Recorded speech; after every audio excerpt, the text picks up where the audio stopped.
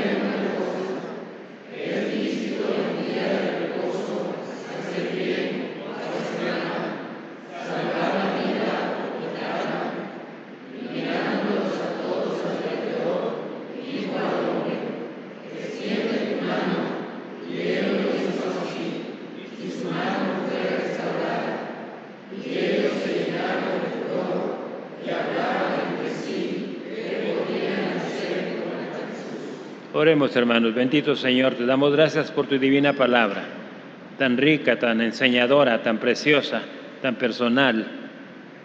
Te rogamos que tu divino y santo Espíritu nos guíe a comprenderla esta mañana, las implicaciones de ella para nosotros. Te rogamos que las captemos, las vivamos. Te rogamos que bendigas a cada hermano aquí, cada adorador. Pedimos que estés en sus corazones y en sus mentes en este momento.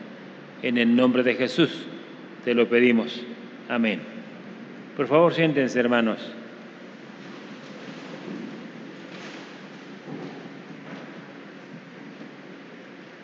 No olvidemos orar por los jóvenes, nuestros jóvenes. El ejemplo de Cristo en el hombre de la mano seca. No cierren su Biblia de Lucas 6. ¿Cuál fue la lección o la enseñanza del Salvador en esta ocasión? Siempre rodeado de acusadores, rodeado de hombres perversos. El hombre perverso es aquel que voltea las cosas buenas. Es la perversidad. Hacer lo contrario del bien, esa es la perversidad. El hombre perverso es el que es al contrario de las cosas buenas, es el perverso. Y aquí tenemos al Señor rodeado de esta gente. Quiero decirles, en toda la Biblia hay una línea dorada, desde el 1:1 de Génesis hasta el Apocalipsis. Hay una línea dorada en toda la Biblia. Yo no sé aquellos que dicen que el Antiguo Testamento ya pasó de moda. De ninguna manera, es la Biblia. Lleva la misma línea dorada. ¿Cuál es la línea dorada? El Evangelio. El Evangelio lo encontramos en todas partes de la Biblia, el Evangelio. No dice Jesucristo, pero está insinuando que algo va a venir, que algo está enviando Dios. Cuando vamos allá a la ofrenda de Abel, Ahí en el paraíso empieza la línea dorada, que empezó desde antes desde la creación, como dice el apóstol Pedro. Luego encontramos por ahí también el diluvio. Noé y su familia se salvan en un barco, en un arca. El arca es Jesucristo, es Jesús. Si leemos la Escritura con ese espíritu, con esa intención, vamos a encontrar a Cristo en todas partes de la Biblia. Ningún libro echa fuera la salvación, todos son la salvación. Allá en las plagas que Dios mandó a Egipto, esas plagas se repiten en Apocalipsis. Vendrá al final, en el día final, en el día de la eternidad.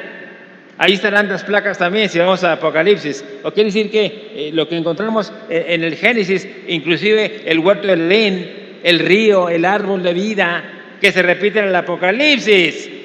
La Biblia es una unidad. No deja fuera nada de la unidad. ¿Cuál es la unidad? El Evangelio. Si leemos la Escritura buscando el Evangelio, lo vamos a encontrar. Cuando vamos al tiempo de Jesucristo, ahí vamos a ver la línea dorada en las tres cosas que hizo Jesucristo. ¿Cuáles son las tres cosas? Las enseñanzas, las parábolas que se pueden tomar aparte de enseñanzas y los milagros. Cuando el Señor le da la vista a un ciego, está enseñando que Cristo abre los ojos de los pecadores para conocer la verdad. Cuando limpia a un leproso, está enseñando que la gracia de Dios nos limpia de todo pecado, de todo mal, de todo mundano, todo lo del mundo. Y cuando vamos a los muertos que levantó el Señor, que no solo fueron 13, ¿verdad?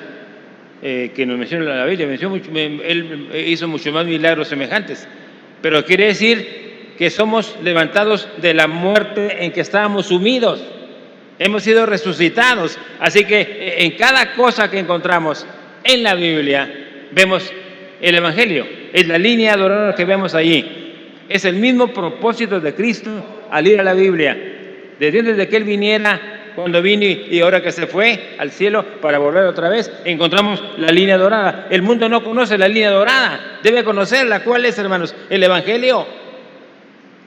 Es la línea dorada de la Biblia, es el propósito, es la unidad. La línea dorada da de conocer el mundo. Y siempre habrá tres clases de personas donde estamos hablando, estamos viviendo, como tuvo Jesucristo siempre. Primero son los enemigos. Siempre habrá quien está oyendo para acusarnos de algo, para vernos una falta, para no creer. Están aquellos buenos discípulos justos que escuchan con devoción al Señor para abrir su corazón. Esos son los menos.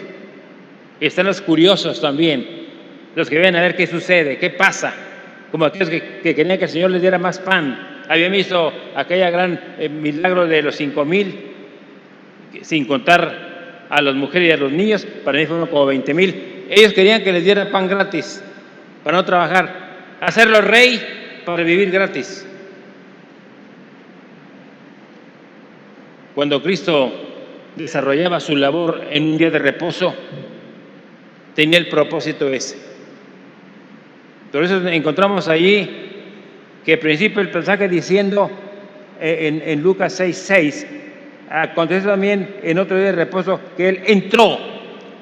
Quiero referirme a la palabra entrar. Él entró, no se quedó afuera. Era su costumbre ir a la casa de Dios, ir al santuario, ir al templo. Él entró. En mi mensaje le pongo énfasis en eso. Él entró. Cuando no entraba a un hogar, ayudar, hablar del Evangelio, como fue en Betania, también con Simón el leproso, con un gobernante, con Jairo cuando levantó de los muertos a su hija, o entraba a las fiestas religiosas. Eran 7 fiestas, él iba a todas, pero la Pascua, Pentecostés y los tabernáculos, Él no faltaba desde que tuvo 12 años, cuando un judío tenía 12 años y era un ciudadano de la ley. A los 12 años, toda persona tenía que ir a la Pascua y él fue, él obedeció, él vino a obedecer la ley. Cuando dice la Biblia que él vino a no abrogar la ley sino a cumplirla, no quiere decir que ya nos zafamos de la ley. ¿Saben qué pasó cuando dice que él vino a cumplir la ley para no abrogarla? Nos libró de la condenación de la ley. Si fuéramos salvos por la ley, nos condenaríamos. Dice Santiago que con un solo mandamiento que no obedeciéramos, seríamos como si no hubiéramos obedecido ninguno. Como Cristo dice, no vino a abrogar, quiso decir, muy bien, ya les ayudé a no ser condenados por la ley. Nadie puede con la ley. Pero ya como creyentes y con el Espíritu Santo, estamos obligados a obedecer la ley. Tiene que ser parte del cristiano. ¿Cómo conoceríamos el pecado si no fuera por la ley? ¿Cómo sabríamos de qué manera ofendemos a Dios si no fuera por la ley? Por eso el apóstol Pablo en Romanos 7 dice, si la ley nos dijera, no codiciarás, yo no sabría que era pecado. ¿Cómo la ven? Y en muchas partes de los evangelios, en las cartas petrinas, juaninas, en el Apocalipsis, en todas encontramos nosotros que hay que obedecer la ley. ¿Quieren ustedes buscar conmigo primera carta de Juan? Primera carta de Juan, vamos a ver qué dice en el capítulo 3. ¿Qué dice? 3, 4. Y todo aquel que comete pecado infringe la ley. ¿Qué les parece? Y estamos acá terminando el Nuevo Testamento, en las cartas, primera de Juan, y donde quiera vamos a encontrar algo semejante a la ley. Así que dice, todo aquel que comete pecado comete una infracción divina, pues el pecado es infracción de la ley. No tenemos eso de que en la Biblia.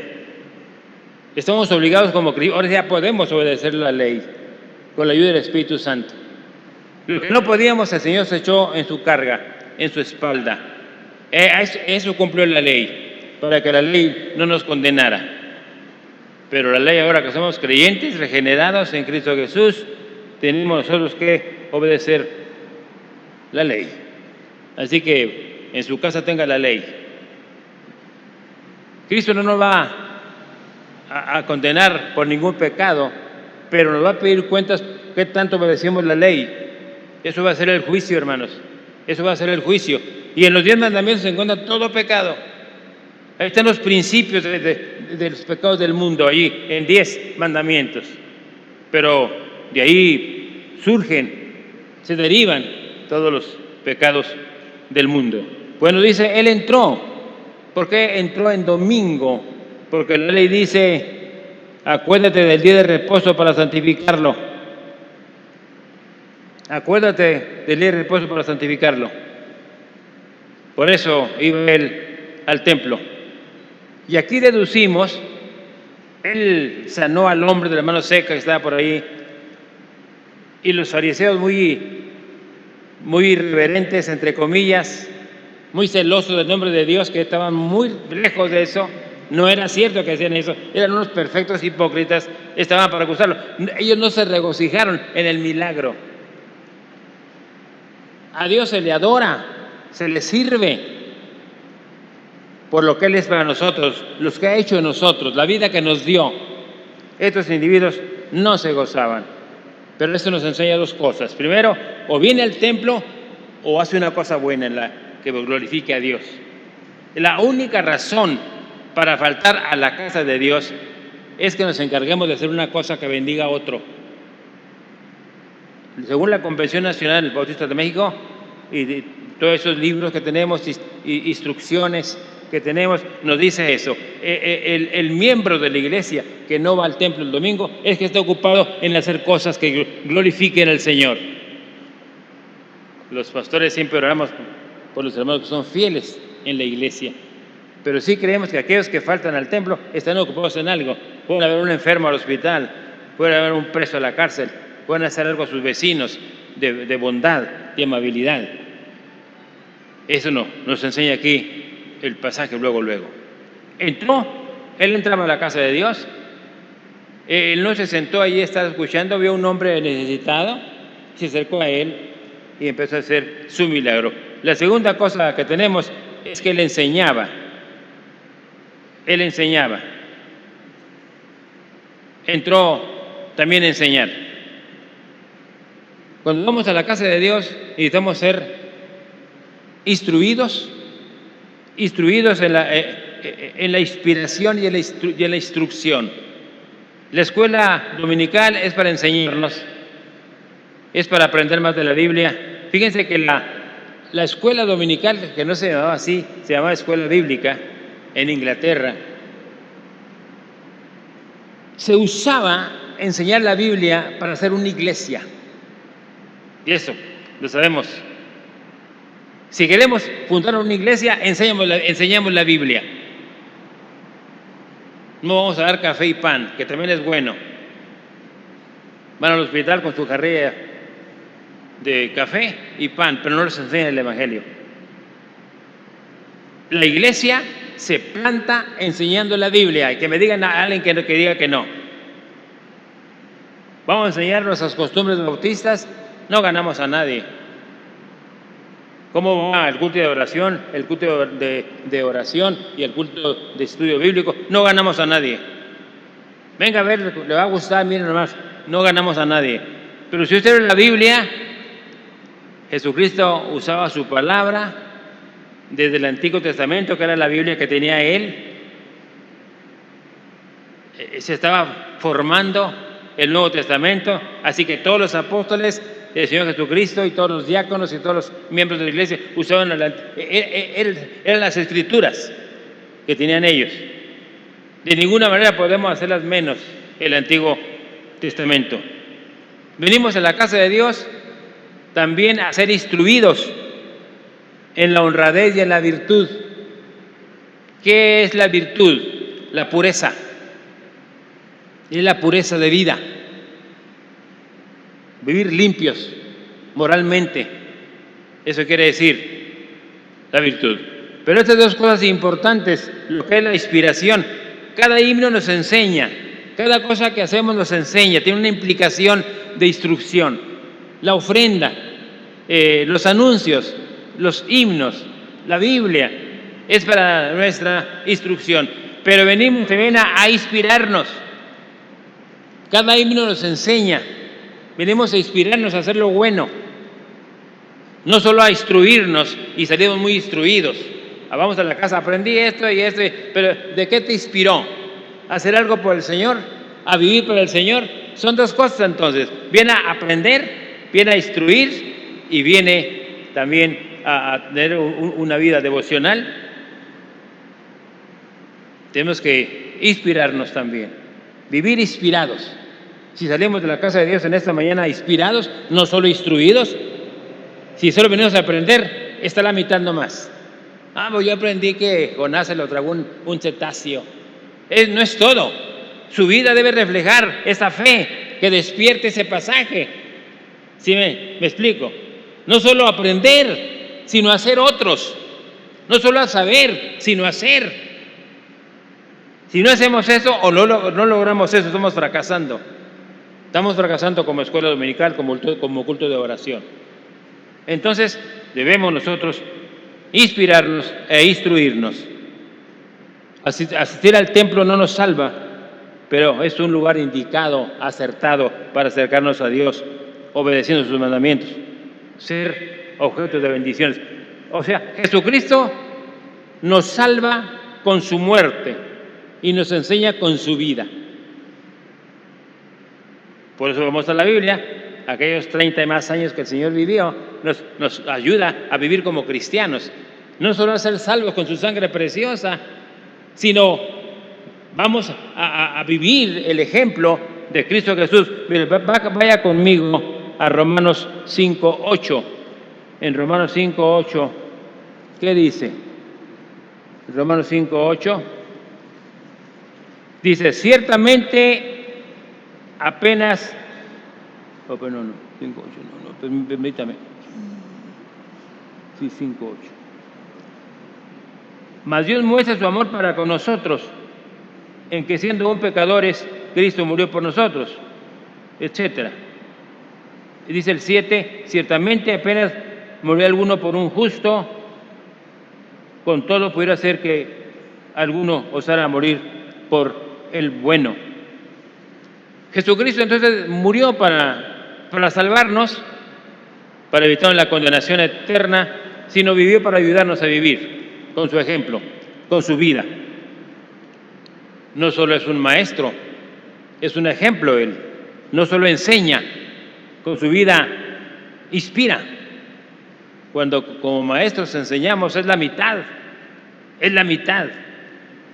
Deben inspirarse en lo que enseñamos para vivir como Dios manda, como Cristo manda. Las predicaciones son también para eso, no solamente para enseñarnos, sino también para inspirarnos a hacer lo bueno. Estudiando, orando, prestándonos al Señor para que Él nos use con poder. Nos acerca más al reino de Dios, no solamente cuando sabemos algo, sino cuando somos inspirados a hacer lo bueno. Y quiero hacer hincapié en eso, quiero hacer instancia en eso. No solo venimos a aprender, venimos a vivir mejor con lo que escuchamos del maestro, de la predicación, de los himnos, de los que toman parte. Yo salí aprendiendo esto, pero ¿de qué te inspiras? ¿Qué quieres hacer? Dice, sanó a un hombre. Versículo 1 dice, aconteció también en otro día de reposo que él entró en la sinagoga y enseñaba, y estaba allí un hombre que tenía seca la mano derecha. ¿Por qué dice mano derecha? Para que vean que es verdad. Esa forma de decir la mano derecha, no solo dijo una mano, para que vean que es cierto lo que está aquí presentando Lucas, lo que hizo Jesucristo, la mano derecha, sanó la mano derecha. Por eso tenemos a veces, ¿cuántos ángeles había allí? Estaban dando su punto de vista de lo que vieron, no de lo que se imaginan, de lo que vieron. Este hombre tenía estropeada la mano derecha. No podía hacer casi nada si era un hombre diestro, no podía hacer casi nada, pero ahí estaba Cristo. Déjenme una cosa, si queremos ser sanados por la gracia de Dios, tenemos que aprender las cosas de Dios. Si queremos ser sanados por el poder de Jesucristo, tenemos que aprender primero a aprender y a inspirarnos en las cosas de Jesucristo. Ahí estaba aquel hombre ahí enfermo, no sabía que Cristo le iba a sanar. Él iba a estar toda su vida así. Pero otra cosa que aprendemos de que el Señor va el día del Señor, aquí era el sábado, que era el día levítico, el día de los judíos, el día de la ley. Pero Cristo lo pasa al domingo, aquí todavía no, lo pasa al domingo cuando Él resucita de los muertos. Por eso la iglesia cristiana utilizamos y usamos el domingo como primer día de la semana.